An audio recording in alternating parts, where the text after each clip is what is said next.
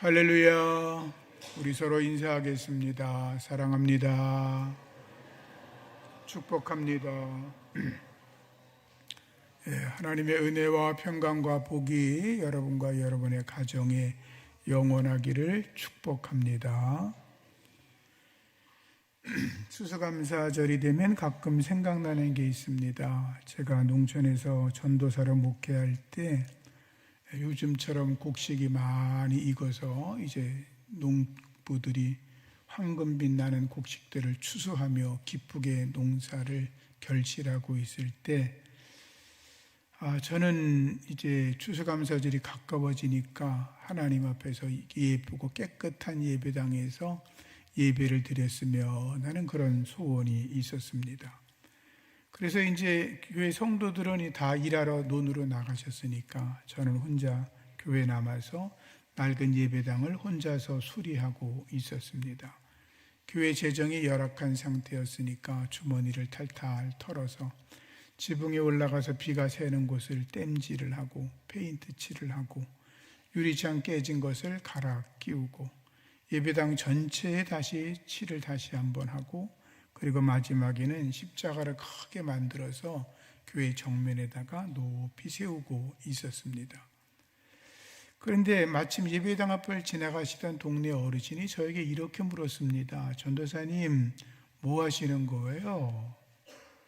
제가 그랬죠. 보시는 것처럼 제가 예배당을 이렇게 수리하고 십자가를 새로 달고 있지요. 그랬더니 그분이 한참을 쳐다보다가 그러셨어요.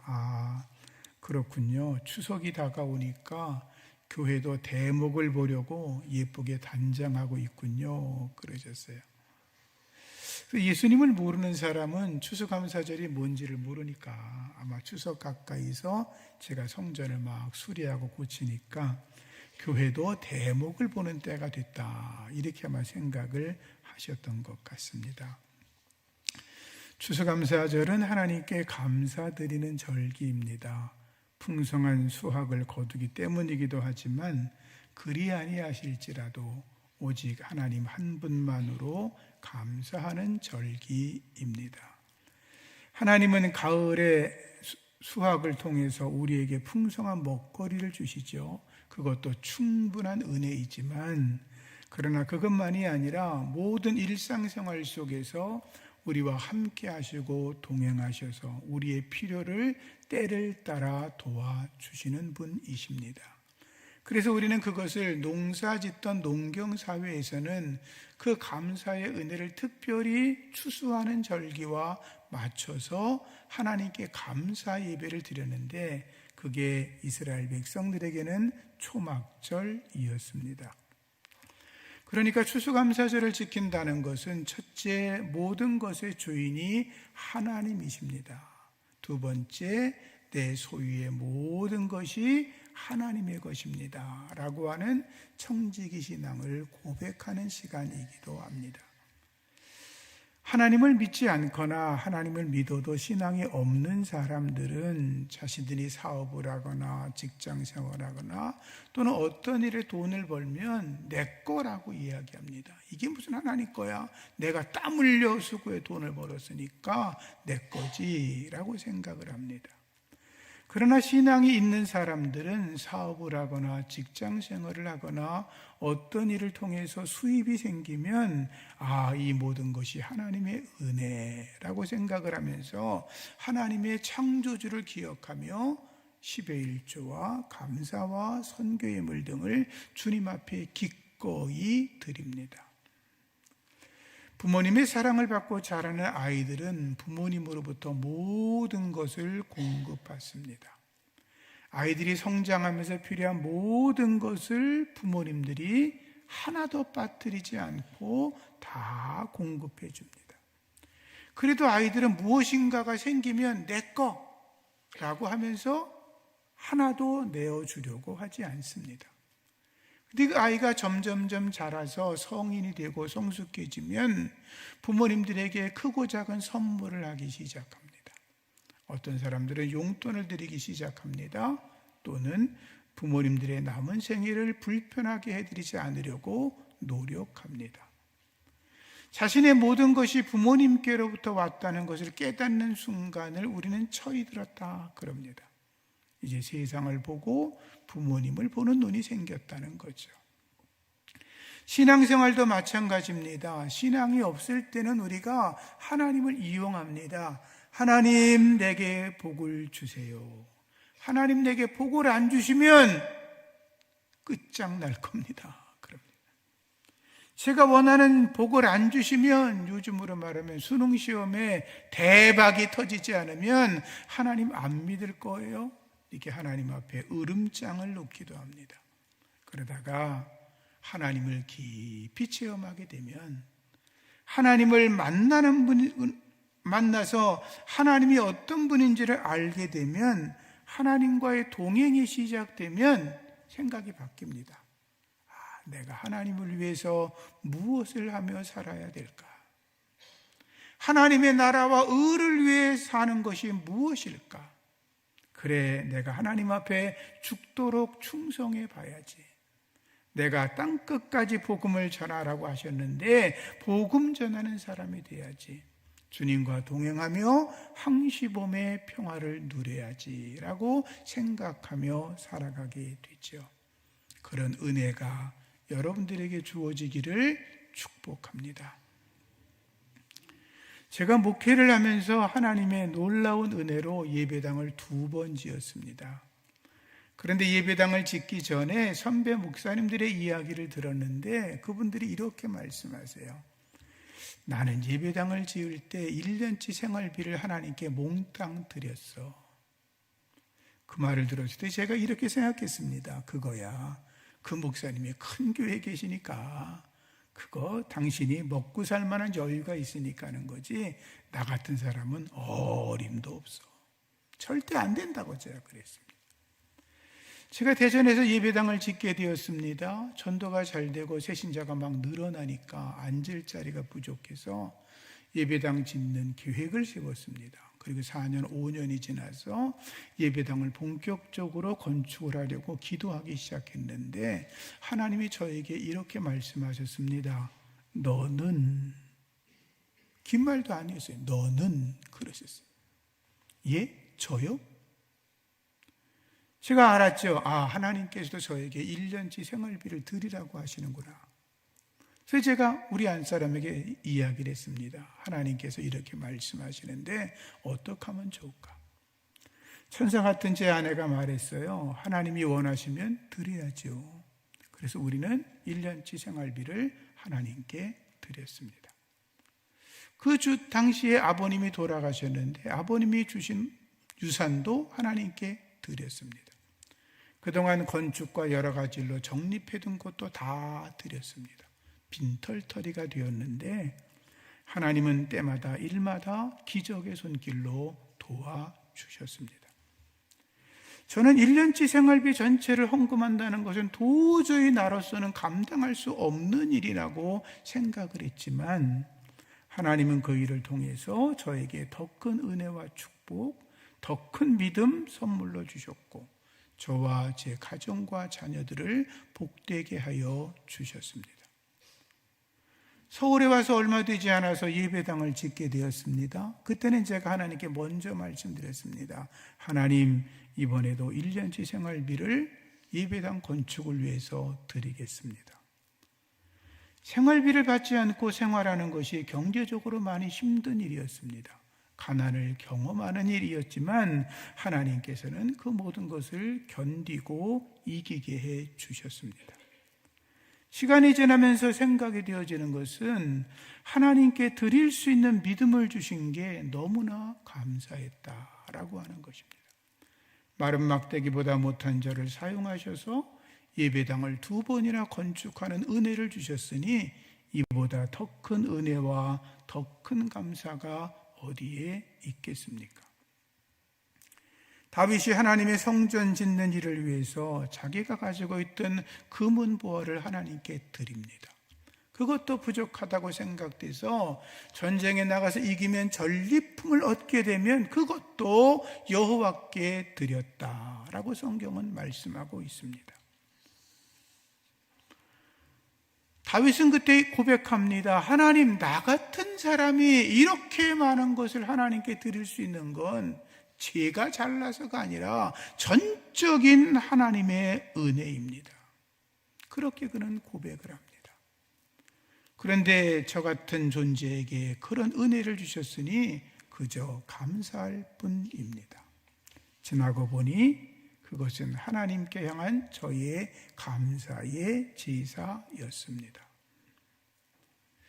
오늘 성경의 말씀의 본문의 내용은 남왕국 유다가 바벨론에게 멸망한 뒤에 70년 만에 본국으로 돌아왔을 때의 이야기를 담고 있습니다. 이스라엘 백성들은 본국으로 돌아와서 먼저 하나님 앞에 초막절을 지켜드립니다. 그리고 성전을 건축하는 일을 준비하고 시작합니다. 유대 백성들은 바벨론에게 나라가 망한 이후로 포로 70년을 살아가면서 그들은 생각합니다. 왜 우리가 망했을까? 우리 이스라엘은 하나님의 택한 받은 백성인데 제사장같이 왕같은 족속들인데 그리고 하나님의 소유된 백성인데 왜 이 나라가 망할 수가 있나? 그들은 고민하며 생각하다가 그들의 결론은 그래, 우리가 하나님의 말씀대로 살지 않았다. 이게 결론이었습니다. 그래서 이제 우리가 하나님의 말씀대로 사는 것만이 우리 민족이 살 길이라는 것이 그들의 결론이었던 거죠. 그래서 그들이 본국으로 돌아와서 제일 먼저 행한 것이 초막절을 지켰다라는 것입니다. 초막절을 지켰다는 것은 율법을 지키면서 신앙의 정체성을 회복했다는 것입니다. 우리가 하나님의 말씀과 하나님의 뜻대로 살아야 된다. 성경대로 살아야 된다. 율법대로 살아야 된다. 우리는 하나님의 공동체이고 신앙 공동체이고 말씀 공동체인데 그래서 우리가 하나님이 명하신 절기를 그대로 지켜야 되는데 마침 첫 번째 찾아온 절기가 초막절이었고 그것을 하나님께 지켜드리면서 믿음을 회복하기 시작했다는 것입니다. 두 번째는 초막절은 이스라엘 백성들이 광야 40년을 지낸 것을 기념하는 절기이기도 한데 이스라엘 백성들은 그때가 되면 집에서 나와서 밖에다가 초막을 얼기설기 만들어 놓고 하나님 앞에 감사하며 절기를 지키게 됐거든요. 그러면서 그들은 생각한 겁니다. 그렇지, 하나님께서 40년 동안 광야에서 우리를 지키시고 약속의 땅에 들어오게 한 것은 지금 우리가 70년 동안 바벨론에서 포로로 있었지만 하나님이 지켜주시고 돌봐주시고 인도하신 은혜로 다시 이 땅에 돌아왔으니 약속의 땅에 돌아왔으니 그것과 같은 의미가 있다라고 생각을 하고 하나님 앞에 초막절을 지키며 하나님이 우리를 해방시켜 주신 건 구원의 은혜라고 노래하며 감사했던 것입니다. 세 번째는 가을 추수를 마치고 나서 수확물로 하나님께 드리며 그 농경사회에서 추수절을 통해서 하나님께 더 큰 감사를 드리고자 하는 그들의 모습이었던 것입니다. 척박하고도 힘든 생활 속에서 언제나 지켜주시는 하나님의 은혜에 감사하는 것. 그런 의미에서 우리가 드리는 추수감사절은 성경에서 말하는 초막절과 기원과 형태는 좀 다르지만 그 의미는 크게 다르지 않다고 볼 수도 있습니다. 우리에게 먹거리를 주셔서 감사, 날마다 우리의 일상생활에서 나를 지키시고 도와주시고 돌봐주시는 하나님의 은혜에 감사. 따라합시다. 오직 감사. 오직 감사뿐인 것입니다. 오늘 본문에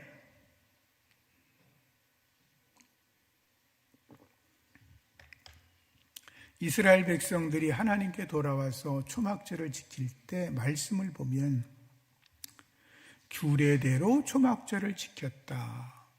번제를 정수대로 날마다 드렸다. 이런 말씀이 나옵니다. 규례대로 드렸다는 것은 모세 율법에 기록된 대로 초막절을 지켰다는 거예요. 자기 생각대로 이렇게 저렇게 하자 이게 아니라 율법에 기록된 대로 했다.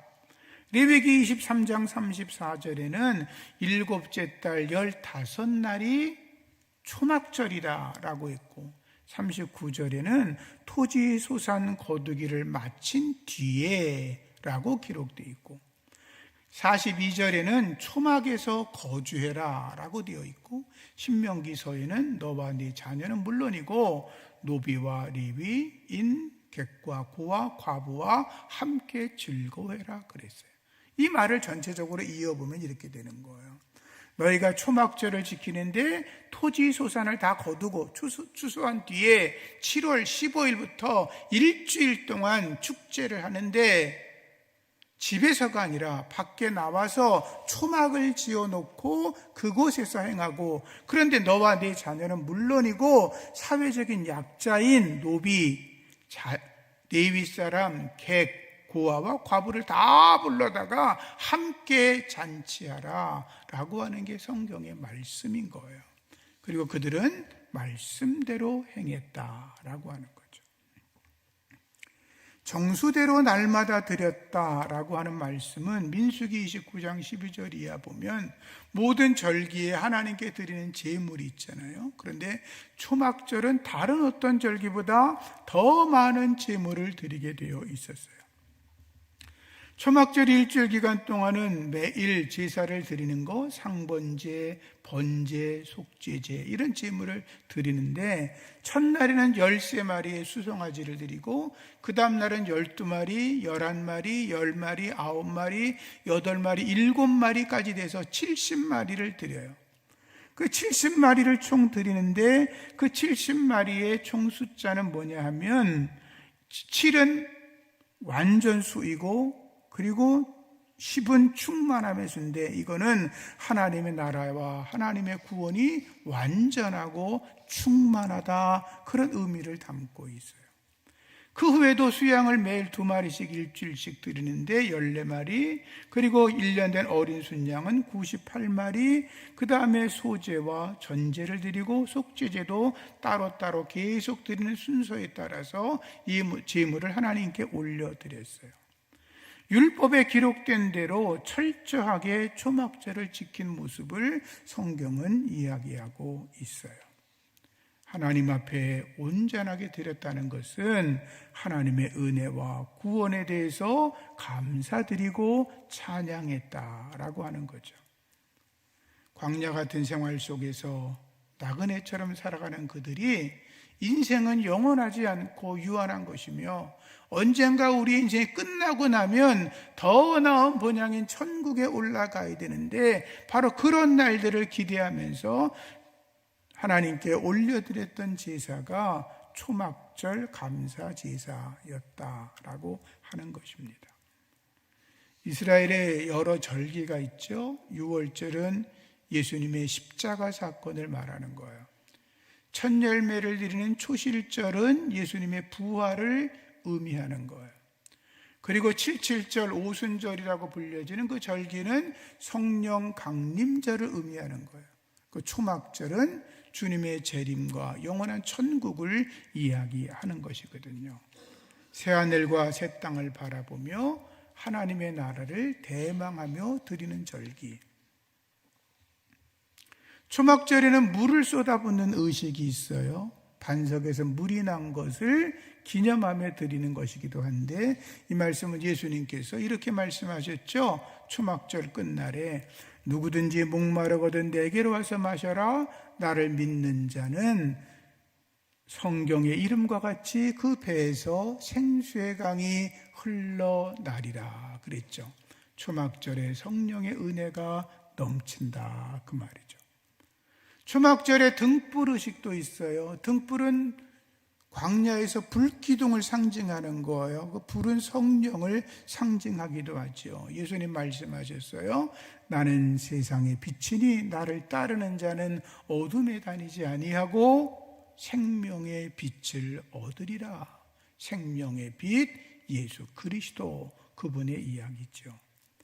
초막절에는 광야에서 초막을 치고 사는데 40년 동안 초막 생활한 것을 기념하는 것이기도 하지만, 그곳에 하나님의 임재가 있다고 여겨서 이 초막절은 예수 그리스도가 우리에게 오신 성육신 인카네이션의 사건을 말하기도 하고, 그리고 초막절 잔치는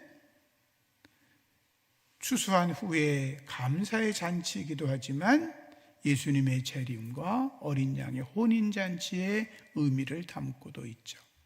그러니까 초막절은 하나님께 영광 올리는 감사의 제사인데, 오늘도 우리가 하나님 앞에 감사의 제사를 드리며 영원한 하나님의 나라도 노래할 수 있는 지혜로운 은혜가 있기를 부탁드립니다. 추수감사절, 오늘 우리가 드리는 추수감사절은 신앙의 자유를 찾아서 미국으로 건너간 그 청교도들이 하나님께 감사해 드리는 절기와 연관이 있는 거예요. 성경과는 조금 다르죠.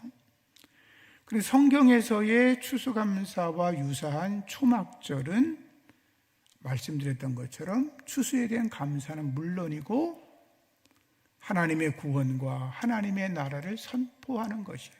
여러분들이 다시 말씀드리지만 이 추수감사절을 통해서 단지 먹고 마시는 것에 대한 감사가 아니라 영원한 하나님의 나라에 대한 소망도 갖게 되시기를 바랍니다. 유대 백성들이 바벨론으로 돌아와서 또 하나 한 것은 성전 건축이었습니다. 성전 건축한 이유는 뻔하죠. 바벨론에 멸망을 당했잖아요. 망했던 그들이 본국으로 돌아와서 이제 절망에서 벗어나서 새로운 희망을 갖고 새로운 믿음의 공동체를 확립하기 위해서 가장 좋은 것은 성전을 건축하는 것이었어요. 성전을 건축하려고 하다가 2년 만에 방해를 받고 16년 뒤에 다시 건축을 해서 20년 만에 성전이 건축되긴 했지만, 그래서 그 성전을 수룹바벨 성전이라 그러죠. 수룹바벨 성전은 솔로몬 성전보다 크기는 컸지만 그러나 웅장함과 화려함은 아주 초라해서 많은 사람들이 눈물을 흘릴 정도였다고 성경은 말씀하고 있고, 성전 건축을 할 때 수룹바벨 총독이 성전 건축을 이끌어가는 지도자로 나섰거든요. 근데 여러분, 70년 동안 바벨론 포로 생활하니까 하나님께서 다윗에게 약속하실 때 너의 후손 가운데 메시아가 온다고 했는데 70년이 끊어졌잖아요. 유대민족의 역사가 다윗 왕의 계보가 끊어진 것 같은데, 이 수룹바벨이 누구냐 하면 19대 여호야긴 왕의 후손이거든요. 손자예요. 그러니까 다윗의 계보가 이어지면서 예수님의 왕권도 이어지는 메시아가 오는 그러한 구원의 연속성을 말씀하고 있는 거예요. 또 하나는 그 성전에 하나님이 임재하신다. 하나님이 우리와 동행하신다. 그런 의미를 그들은 갖고 있었던 거죠. 그래서 이스라엘 백성들은 은금패물을 성전 건축을 위해서 아낌없이 드리며 하나님께 자신을 드리고 헌신했던 것입니다. 자, 말씀을 정리할게요. 바벨론에서 70년 동안 포로 생활하던 이들이 해방이 되어 돌아온 다음에 초막절과 성전 건축을 하게 되었어요. 1620년에 신앙의 자유를 찾아서 신대로 건너간 청교도들은 제일 먼저 한 것이 예배당을 짓는 것이었어요. 두 번째가 그해 가을에 추수감사를 드리는 것이었어요. 신앙의 사람들이 하나님 앞에 무엇을 해야 돼요? 가장 중요한 게 하나님 중심으로 살아가는 거예요. 말씀 중심으로 살아가는 거예요. 교회 중심으로 살아가는 거예요. 그래서 그들이 한 행위가 감사의 제사를 드리고 성전을 지어드리는 것이라고 하는 거죠. 우리도 하나님께 더 큰 감사를 드려야 될 줄로 믿습니다. 우리도 하나님의 성전인데 성전된 우리를 하나님 앞에 더 정결하게 드려 하나님께 영광 올려야 될 줄로 믿습니다. 오늘이 11월 셋째 주니까 한 해가 벌써 다 가고 있죠. 한 해를 지내면서 좋은 일도 있고 행복한 일, 감사한 일, 보람된 일도 있으셨겠지만 힘들고 어려운 일들도 없지 않아 있었을 겁니다. 누구에게 말하기도 창피한 일도 경험하신 분이 없지 않아 있겠죠.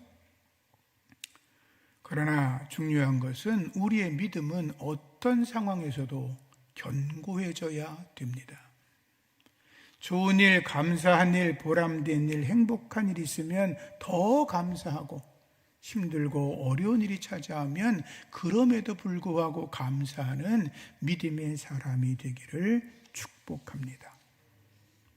세상 지구촌 구석구석을 보면 여전히 전쟁과 테러, 그리고 가난과 질병, 기근, 자연재앙, 그리고 권력자들의 독재로 인해서 수많은 사람들이 고통을 당하는 사람들이 어마어마하게 많이 있죠.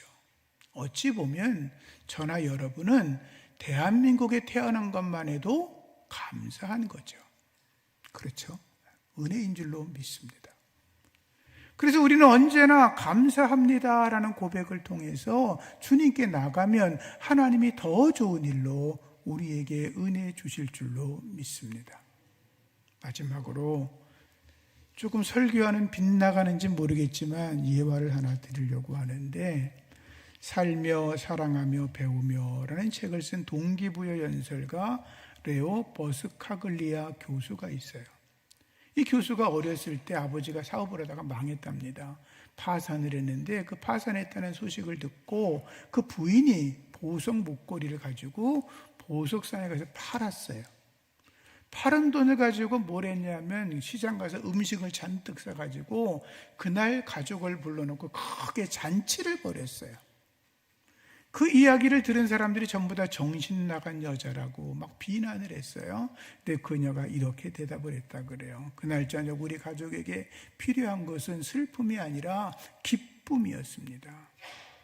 제가 저의 가족을 모아서 저녁 잔치를 한 것은 우리 가족에게 기쁨이 필요했기 때문이라고 말을 했다고 합니다. 그의 남편도 말하기를 내 아내는 우리에게 보석보다 가족이 더 소중하다는 걸 알려주었고 나는 그날 다시 용기를 내서 내 인생을 새롭게 도전할 수 있었다라고 말을 했다 그럽니다. 엉뚱한 얘기인지 모르겠지만 힘들고 어려운 일이 혹시 찾아오시면 잔치를 한번 해보는 건 어떨까 하는 생각이 듭니다. 다시 용기를 내서 주님과 함께 나가면 날마다 승리하는 여러분이 될 줄로 믿습니다.